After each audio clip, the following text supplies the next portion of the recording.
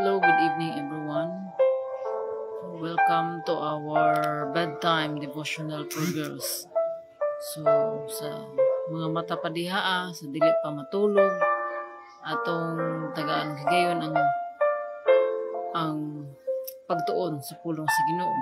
Tungod kay mao kini ang ato ang giya ang kita motubo diha sa ato ang pagkinabuhi. Atong aron motubo kita sa ato ang pagtuo diha sa Ginoo. So karon is today is Thursday, November 28, 2024 ug karon na ika-day 306 ato ang devotionals. Itong topic karon is about trusting God. So ang word na sa Jeremiah chapter 29 verse 11. So kini marag nabalik na ni siya nga verse but daghan ni siya og impact sa ato ang kinabuhi. So ingon ang Ginoo, I say this because I know what I am planning for you, says the Lord. I have good plans for you, not plans to hurt you. I will give you hope and a good future. So let us pray. Father God in heaven, Lord, we glorify your name. We thank you, Lord God, for this day. We thank you, Lord God, for this hour, Lord God, for this time, Lord God, to study your word, Lord God. We are nothing without you, Lord God. We humble ourselves before you, Lord God. We need you, Lord God, each day sa among kinabuhi, Lord God. Lord, may you bless your word, Lord God, nga akong pagkadadon, Lord God. Ikaw magkapanalangin, Lord God, ini. Speak for us, Lord God, through your word, Lord God. Kung saan ma-learn, Lord God, makatunan, Lord God, karong gabi-una, dili kami matulog, Lord God, nga dili kami makakatunin.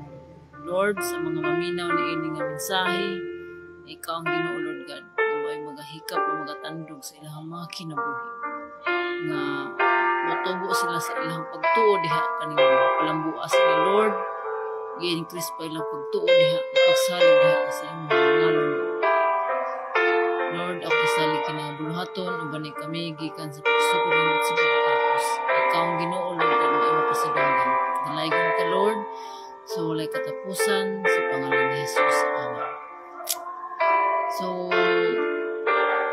So again, God is good all the time, and all the time God is good. So trusting God. So sometimes things happen that we simply don't understand, and that's exactly how God intends it.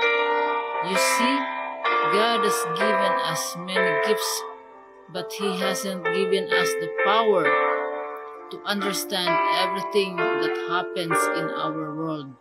That comes later when we get to heaven. The Bible tells us God's plans are far bigger than we humans can possibly understand. That's one of the reasons that God doesn't make His plan clear to us. The Bible does we might have eternal life. And when we do, we are protected today, tomorrow, and forever. So,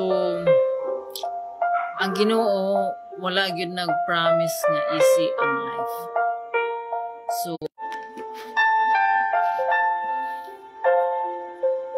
our life is not easy. So, ang Ginoo wala nag-promise nga ang life is smooth sailing lang ato ang kinabuhi. So, wala nga ang kita tao gusto mo yun nato nga hayahay lang ta kanunay, hayahay lang ta pirmi, pero wala nag-promise sa Ginoo nga hayahay ang kinabuhi. Tungod kay gusto sa Ginoo nga mosalig ta kaniya. Kani nga verse nga atong gibasa karon, ang Ginoo adunay maayong plano sa mata ko sa kanato. Ang Ginoo wala nagplano nga madaot ta. Apan ang Ginoo nga nagplano nga mahimo tang successful, nga aduna tay maayong kaugmaon basta mosalig lamang ta kaniya.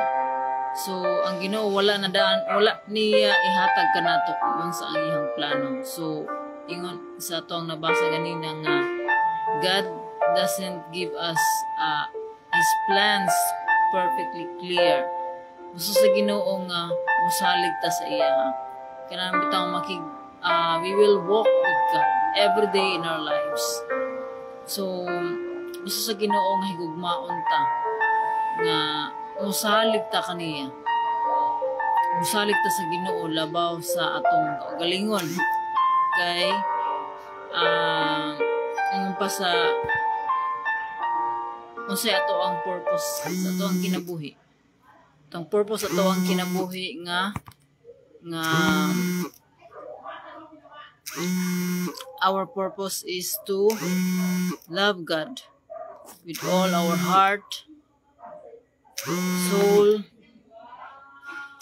mind, and strength.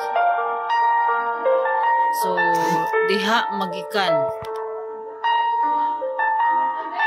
kung unsa gayud ang atong buhaton sa ato ang kinabuhi. So, if we truly love God, if we truly believe in His promise, ang Ginoo anaa kanunay kanato. So God is walking with us.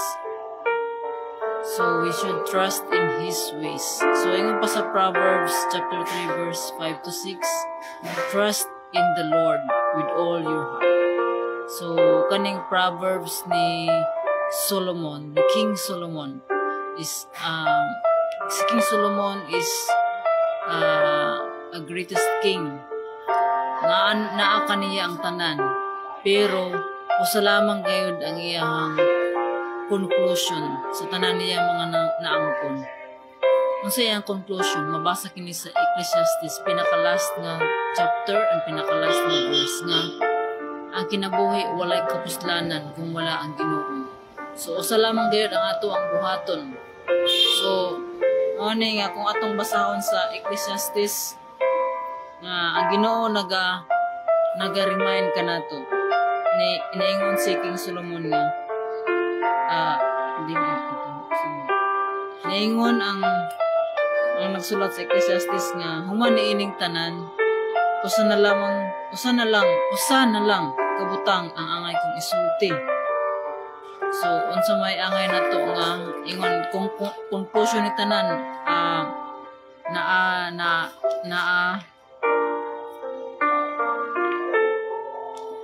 kaning sa Ecclesiastes ang nagsuot ani is ang anak ni King David ni si Maalam.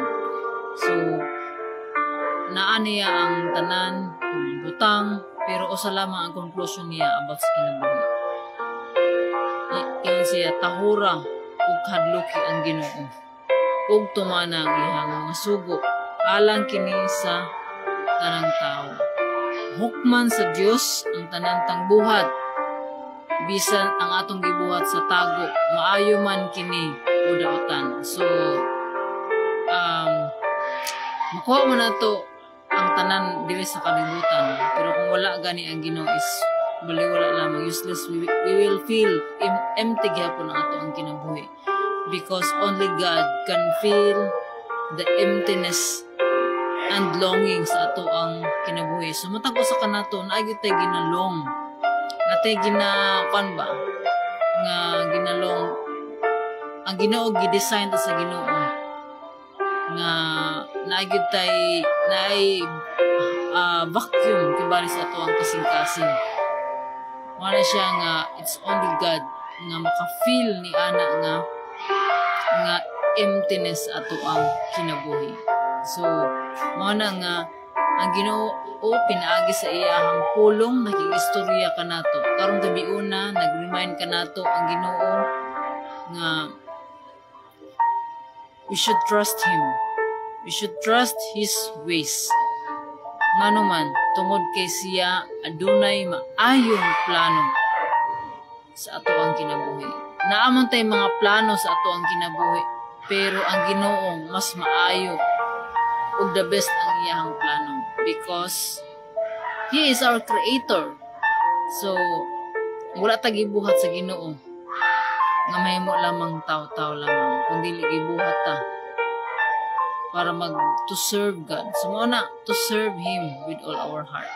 So mo na gitagaan ta og freedom, gitagaan ta og choice. Matag kada adlaw we make choices. So dili we make choices, decisions. So tanan natong pagabuhaton kani ganing pagsunod sa Ginoo, it's also a decision. It's also a decision. Ingon ta nga gusto nato nga kani atong buhaton, kani atong buhaton. Pero sa tanan natong mga gipangbuhat adunay kini mga consequences.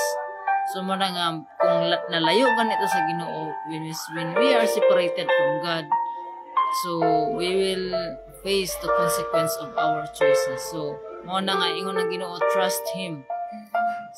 Atong saligan nato ang Ginoo tungod kay siya adunay maayong plano. So it's sa ato ang pagsalig sa Ginoo, ang ato pong kinaiya, ato pong karakter aduna po yung mga kausaban, because when we are in Christ,